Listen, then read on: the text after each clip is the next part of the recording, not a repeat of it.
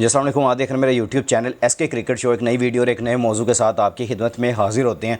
Back to back इतनी धमाकेदार खबरें निकल के सामने आ रही हैं कि आप तक पहुंचाना इतनी ज़्यादा ज़रूरी है कि आप लोग भी ख़ास तौर पे मेरे वो फैंस जो अभी मेरी वीडियोस पे व्यूज़ आ रहे हैं, जो लोग देखने के लिए आ रहे हैं, ख़ास तौर पर मैं उनके लिए ये तोहफे लेके आ रहा हूँ कि आपके लिए ख़ास तौर पर मैं ये वीडियोज़ कर रहा हूँ ताकि आप जुड़े रहें। और ख़ास तौर पर मेरे इंडियन फैंस जो इंडियन से मैं काफ़ी ज़्यादा यहाँ पर मेरी दिली मोहब्बत है, जिस तरह वो मेरी वीडियोज़ को वॉच कर रहे हैं। मैं अभी देख रहा था एनालिटिक्स में, तो जिस तरह इंडियंस की तरफ से मुझे फैंस की तरफ से ज़्यादा प्यार मिल रहा है और पाकिस्तानी भी जिस तरह प्यार कर रहे हैं वो मेरे लिए काबिल दीद है। और मैं यहाँ पे काबिल रश्क हो रहा हूँ इस टाइम के यार इंडियंस भाई भी मेरी वीडियोस को लाइक कर रहे हैं। अच्छा, अब आते हैं मेन खबरों की तरफ। अभी इंडिया के ऊपर ही बात करने जा रहे हैं कि इंडिया क्या निकल चुकी है बारबाडोस से, तो उसके ऊपर भी आपको अपडेट करते हैं। और फिर आगे जाके हम बात करते हैं कि यार सूर्य कुमार यादव का जो कैच था, जो कि डेविड मिलर का उन्होंने कैच पकड़ा बाउंड्री के पास, जो कि उन्होंने भागते हुए पकड़ा था, तो क्या वाकई वो जो इस टाइम सारा सिनेरियो बना है, क्या वाकई वो कैच हुआ था या फिर वो सिक्स हुआ था? उसके ऊपर भी हम आगे जाके डिटेल से बात करते हैं। और फिर बात करते हैं कि पाकिस्तान कह रहा हूँ, इंडिया का आगे नया T20 कैप्टन कौन होगा, तो उसके ऊपर भी आगे जाके डिटेल से बात करते हैं। तो अगर आप मेरे चैनल पे नए हैं और पहले दफ़ा आए तो जल्दी से जल्दी चैनल को सब्सक्राइब कर लें और बेल आइकन को ज़रूर दबाएं ताकि लेटेस्ट वीडियो आप तक पहुंचती रहें। सबसे पहले बात करते हैं इंडियन टीम। आपको पता है कि T20 वर्ल्ड कप 29 जून को जीती है और जीतने के बाद अभी तक बारबाडोस में वो अपना क़याम पज़ीर है। वो इसलिए कि उनकी हुकूमत की तरफ से वार्निंग जारी की गई कि वहाँ पर स्टॉर्म है, यानी कि तेज़ आंधियाँ भी चल रही हैं, स्टॉर्मिंग का भी काफ़ी ज़्यादा, तूफ़ान का भी काफ़ी ज़्यादा वहाँ पे ख़तरा है। तो उस वजह से भी शायद इंडियन टीम को ये आगाह किया गया कि आप वहाँ पे अभी स्टे करें और फ़्लाइट्स वगैरह कुछ भी ऑपरेशनल नहीं है वहाँ पे। इस वजह से अभी तक टीम वहाँ पे फंसी हुई है। अब जय शाह जो इनके सेक्रेटरी हैं BCCI के, उन्होंने काफ़ी ज़्यादा कोशिशें करना शुरू कर दी हैं और कोशिश इसलिए करें कि उनकी टीम किसी तरह ये T20 वर्ल्ड कप लेके खैर खैरियत से अपने मुल्क पहुँचे और वहाँ जाके जश्न मनाया जाए। होपफुली वहाँ पर सारे एयरपोर्ट पर इंतज़ार कर रहे होंगे फैंस उनके, जो भी क्योंकि एक बड़ा दिन है इंडियन पूरे यानी कि लोगों के लिए जिन्होंने इतने ज़्यादा दुआएं की हैं, उनके लिए इतने ज़्यादा अप्रिशिएट किया है, टीम को बैक किया है। अब वो चाहते हैं कि यार ये अब ट्रॉफी हमारे दरमियान भी आया, हम भी यहाँ पे सेलिब्रेशन करें। फिर आपको पता है कि वहाँ पे BCCI की तरफ से कोई इवेंट रखा जाएगा, पूरा टोटली ये सारा सिनेरियो बनेगा। आपको पता ही है कि जब इतना बड़ा इवेंट कोई जीत के आता है तो फिर वो पूरा उसके ज़ोहराने रखे जाते हैं और ज़ोहराने में आपको पता है फिर खाने दावतें वगैरह चलती हैं, तो वो भी सारा सीनियर यानी कि सीन बनने वाला है। तो जय शाह के बारे में अगर मैं बात करूँ तो जय शाह अभी चार्टर्ड फ़्लाइट का इंतज़ाम करते फिर रहे हैं कि किस तरह चार्टर्ड फ़्लाइट का मैं यहाँ पर इंतज़ाम करूँ जो यहाँ से जो आपको बारबाडोस से डायरेक्ट आपको लेके चली जाए आपके मुल्क इंडिया में।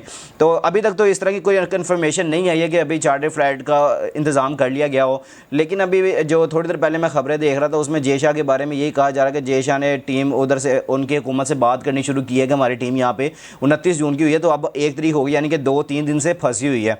तो उन्होंने अपने मुल्क वापस जाना है और ये 2-3 दिन से जो स्टॉर्मिंग का वहाँ पे इशू बन गया है, वहाँ पे जो तूफ़ान का इशू बना हुआ है, इस वजह से शायद मुश्किल हो रहा है कि इंडियन टीम को वहाँ से, क्योंकि वहाँ की सारी फ़्लाइट्स वगैरह वो बंद की हुई हैं यहाँ पे, यानी कि तेज़ आंधियाँ तेज़ हवाएं चल रही हैं वहाँ पे बारबाडोस में, तो बहुत मुश्किल हो गया इंडिया का वहाँ से निकलना। तो फिर वो 2 दिन से वहाँ पे स्टे करके बैठे हुए हैं कि अभी कुछ होता है, अभी कुछ होता है, तो उसके बाद ही हम आगे जाके कुछ यहाँ से निकलने की कोशिश करते हैं। तो जय शाह ने काफ़ी कोशिशें कर रहे हैं, BCCI से भी बात कर रहे हैं, फिर ऊपर से ऑफिशियल से बात कर रहे हैं, जो कि उनके गवर्नमेंट, मैं कह रहा हूँ गवर्नमेंट ऑफिशियल से बात कर रहे हैं कि हमें कोई चार्टर्ड फ़्लाइट दी जाए जो कि यहाँ से हमारे प्लेयर्स को लेके इंडिया पहुँची जाए। तो ये भी अच्छी बात है क्योंकि वैसे भी इंडिया को अब जाना तो चाहिए अपने मुल्क में, क्योंकि वहाँ पे जाकर जश्न वगैरह होगा, जो भी होगा वो भी इंशाल्लाह हम आपको यहाँ पे बैठ के कवर करते हुए नज़र भी आएंगे।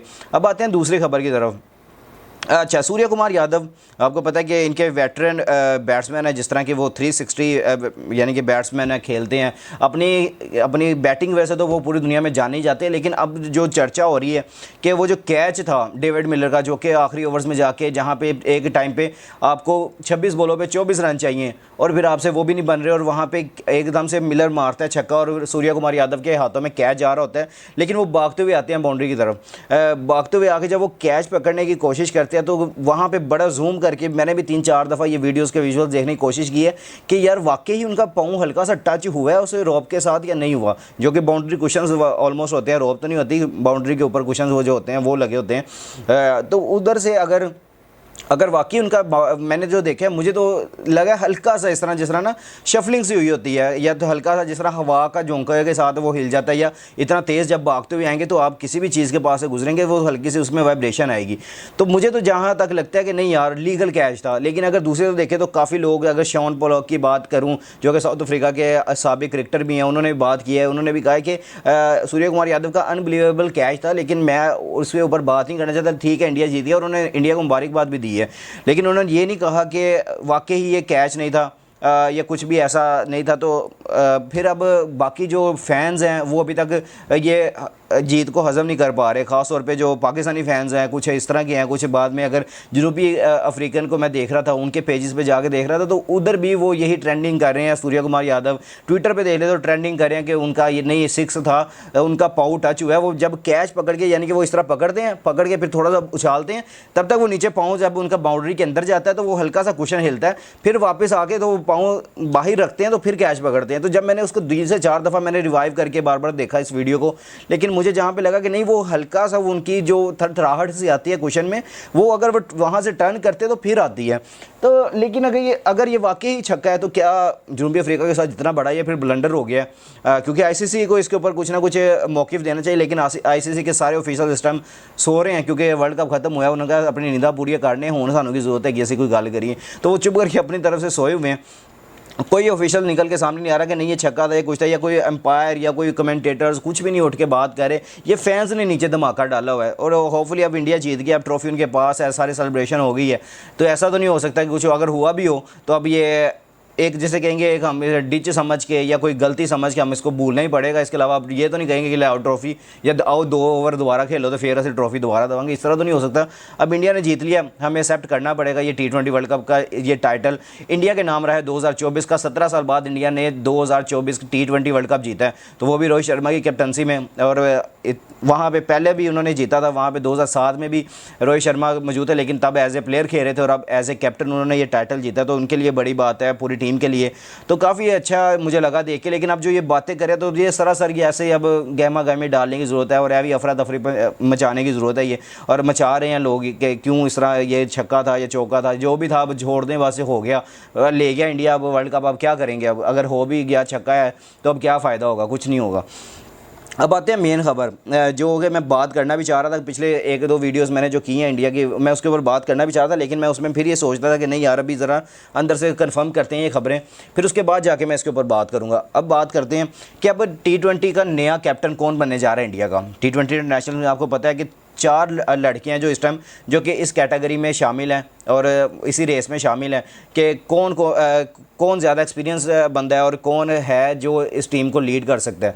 क्योंकि रोहित शर्मा जिस तरह लीड कर रहे थे, अब 4 बंदे हैं जिसमें देखें सूर्य कुमार यादव, वो आपको पता है अभी भी जिम्बाब्वे जा रहे हैं अपनी कैप्टनसी में टीम लेके, वहाँ से हिसाब लगाएं। फिर उसके बाद हार्दिक पांड्या, वो वाइस कैप्टन है पहली टीम के। फिर उसके बाद ऋषभ पंत, आउटस्टैंडिंग बैट्समैन, जिस तरह टीम के साथ काफ़ी अरसे से जुड़े हुए हैं, उनके पास काफ़ी ज़्यादा एक्सपीरियंस है टीम को लेके, और उसके बाद लीडर भी हैं, तो उनको भी लेके चला जा सकता है। फिर उसके अलावा IPL में भी देखें उनकी कैप्टनसी में, वहाँ पे भी वो करते रहे हैं।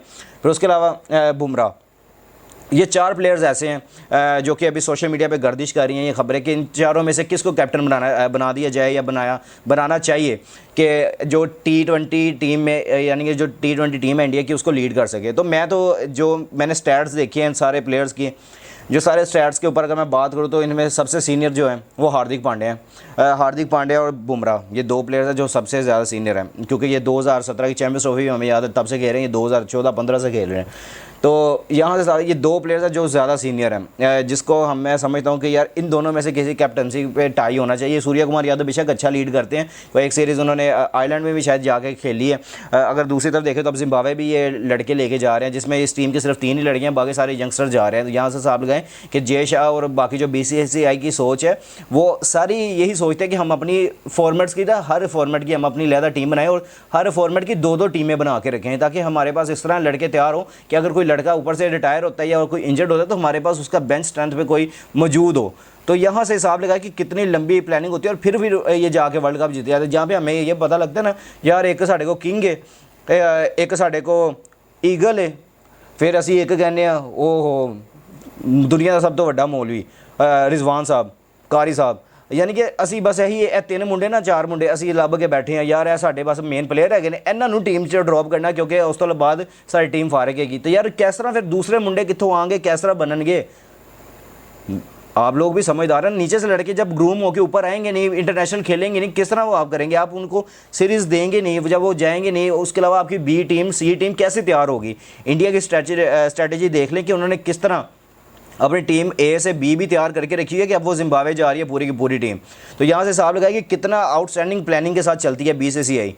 तो ये यहाँ से मुझे, तो मैं अभी इन शॉर्ट बात करता हूँ कि यहाँ पे 2 लड़के, यानी कि वैसे भी मुझे जहाँ तक अंदाज़ा है कि मेरा ख्याल है कोई शॉकिंग न्यूज़ ना हो BCCI की तरफ से, अदरवाइज़ हार्दिक पांड्या जो मेन है वो बनने जा रहे हैं। क्योंकि वैसे भी अगर नहीं तो फिर ऋषभ पंत, ये दोनों में से बने, बुमराह भी नहीं बनेंगे ना सूर्या कुमार यादव बनेंगे, या तो ऋषभ पंत बनेंगे या फिर बनेंगे हार्दिक पांड्या। और अगर मेरे से पूछे तो मेरा पर्सनली जो मैं चाहता हूँ हार्दिक पांड्या बने अब, क्योंकि वो काफ़ी देर से टीम के साथ है, मुंबई इंडियंस की भी नीचे करके आए हैं। आपको पता है जिस तरह वो IPL में भी कैप्टनसी कर रहे हैं, बेशक उनकी वहाँ पे कैप्टनसी अच्छी नहीं चली, लेकिन मैं चाहता हूँ कि अब नहीं, इनको ग्रूम किया जाए। काफ़ी देर से टीम के साथ एक्सपीरियंस है, पूरी दुनिया में खेलने का तजर्बा है, तो अब ये टीम के साथ चलें और आगे मूव ऑन करें। तो ये आज की वीडियो थी, आपको अगर पसंद आई है तो जल्दी से जल्दी लाइक शेयर और कमेंट्स कर दिया करें, और जिस भाई ने अभी तक चैनल को सब्सक्राइब नहीं किया वो जल्दी से जल्दी चैनल को सब्सक्राइब कर लें और बेल आइकन को जरूर दबाएं ताकि लेटेस्ट वीडियो आप तक पहुँचते हैं। इंशाल्लाह मिलते हैं नेक्स्ट वीडियो में।